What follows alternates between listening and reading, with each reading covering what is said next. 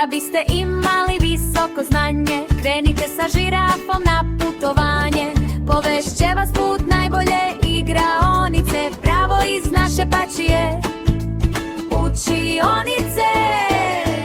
Ja sam pače drakće, radoznalo i hrabro, sa mnom svaku državu poznaješ lako. Jafa, žirafa, visoko vidi sve, korak po korak vodi nas kroz ceo svet.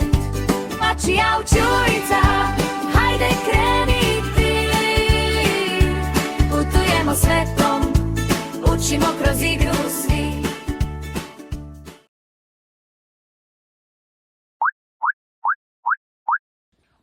Da li ja treba da se sklonim ili da ti aplaudiram?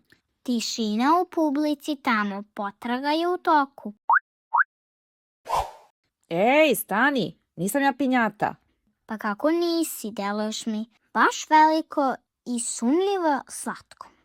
Ja sam Jafa žirafa. Aha, znači nema bombona unutra. Ne, Dobro, onda nastavljam potragu za pravom pinjatom.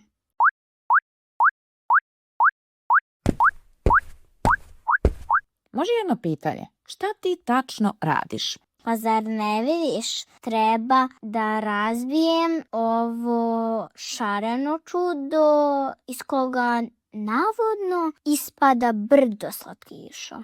Aha, a znaš li zašto to radiš? Pa zato što izgleda zabavno.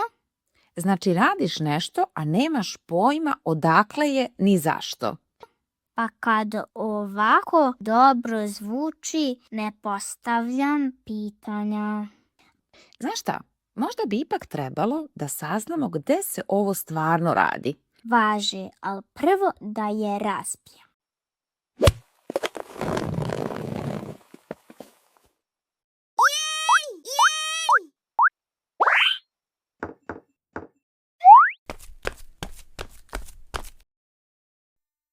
Potraži zastavu pored koje se nalazi trag koji si malo pre video, dok su Jafa i Drakče razgovarali. Kada ga pronađeš, zajedno ćemo otkriti o kojoj državi se radi. Ola, drugari! Tako je. Danas letimo u daleki sunčani Meksiko. Njihova zastava ima 3 uspravne pruge, ali ono što je najvažnije, krije se baš u samoj sredini. Zelena boja predstavlja nadu. To je kao kada posadite seme i verujete da će iz njega izrasti najlepši cvet. Meksikanci veruju u dobru budućnost i vole svoju prirodu. Bela boja u sredini nas podsjeća na jedinstvo. Ona poručuje da su svi ljudi u Meksiku jedna velika porodica koja treba da se drži zajedno i čuva mir. Crvena boja je tu da nas podsjeti na hrabrost njihovih heroja. To su bili ljudi koji su se borili da Meksiko postane slobodna država, baš kao što je danas. A sada dobro pogledajte ovaj crtež u belom polju. To je grb Meksika na kom se vidi jedan moćni orao koji stoji na kaktusu i u kljunu drži zmiju. To nije običan crtež, već stara legenda. Kažu da su stari narodi tražili baš takav znak, orla na kaktusu, kako bi znali gde da sagrade svoj glavni grad. Kada su ga pronašli, znali su da su stigli kući. Eto, to je zastava hrabrih ljudi i jedne čudesne legende. Pričalice Jeco, Meksiko je zemlja ogromnih šešira i vesele muzike. Možeš li da nam pokažeš gde se nalazi na mapi i kakve nam to još šarene priče donosiš iz te daleke i tople zemlje?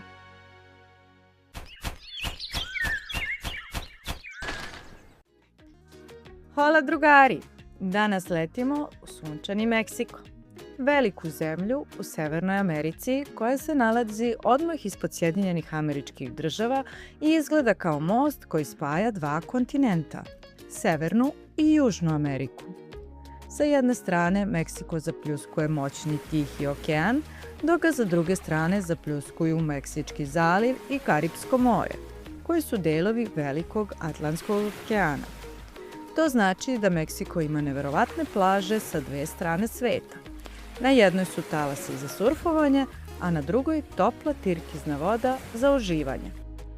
Sećate se kako vam je Mravko Zostavko pričao da se jedan hrabri orao nalazi na sredini meksičke zastave?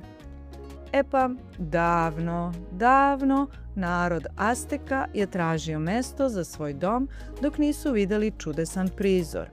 Orla koji stoji na kaktusu i nosi zmiju u pljunu. Baš tu su sagradili svoj glavni grad, Tenochtitlan, koji se nalazi usred jednog velikog jezera. Na tom istom mestu sagrađen je i današnji glavni grad Meksika, Mexico City, jedan od najvećih gradova na celom svetu. On je toliko ogroman da u njemu živi više od 20 miliona ljudi. A to je kao kada biste spojili sve ljude iz naše cijele zemlje, pa dodali sve ljude iz svih zemalja koje nas okružuju i dalje bi u tom jednom gradu bilo više stanovnika. Tamo se govori španskim jezikom. U Meksiku se nalazi najmanji vulkan na svetu. Zove se Kveskomate. I toliko je mali da možete da se popnete stepenicama pravo do njegovog vrha i provirite unutra, baš kao u neku kamenu činiju. A kada je vrijeme za zabavu, tu su pinjata i marijači. Iako je ideja o pinjati davno stigla, zapravo iz Kine, Meksikanci su je učinili najveselijom tradicijom tako što su je pravili u obliku zvezda ili životinja i punili je slatkišima. Deca danas, na rođendanima zatvorenih očiju, pokušavaju da je razbiju štapom kako bi iz nje ispala prava kiša bombona, slatkiša i voća. Kada čujete vesele trube i gitare, to stižu marijači u svojim raskošnim modelima i ogromnim šeširima koji se zovu sombreros. Oni često nose i tople šarene ogrtače koji se zovu pončo, a ritam pesmi daju pomoću instrumenta marakas koji šušti kao da su punjeni čarobnim srvnevljem. Uz njihovu muziku niko ne može da sedi mirno. Svi odmah počnu da plešu. A po čemu je još poznat Meksiko, Jafo, žirafo? U Meksiku su nekada živele Maje. Znači, tamo je bilo baš puno devojčica koje se zovu Maja. Ne baš, Maje su bile drevni narod. Gradili su velike gradove i piramide. Čekaj malo, piramide, pa to je Egipat. Jesu li se oni zbunili? Ne, jer i u Meksiku postoje piramide. Znači, piramide su putovale po svetu. Tako nekako. A tek kad čuješ po čemu je još Meksiko poznat. U Meksiku je živeo i veoma mudar narod Maje. Oni su bili pravi majstori za zvezde i matematiku.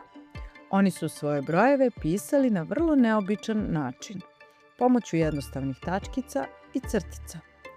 Sagradili su i čudesne piramide, koje izgledaju kao džinovske kamene stepenice koje vode pravo do oblaka, a te građevine i danas stoje skrivene u zelenim džunglama. U jednoj od najvećih piramida, zvanoj El Castillo, dešava se prava optička varka. Kada sunce zalazi na određene dane u godini, senka stepenica izgleda kao ogromna zmija koja polako puzi niz zidove piramide. To su drevni narodi smislili kako bi zadivili svakoga ko ih posmatra. Meksiko krije životinje i mesta koje izgledaju kao da su ispala iz najlepših crtanih filmova. Da li ste ikada vidjeli nasmejanu ribicu koja hoda?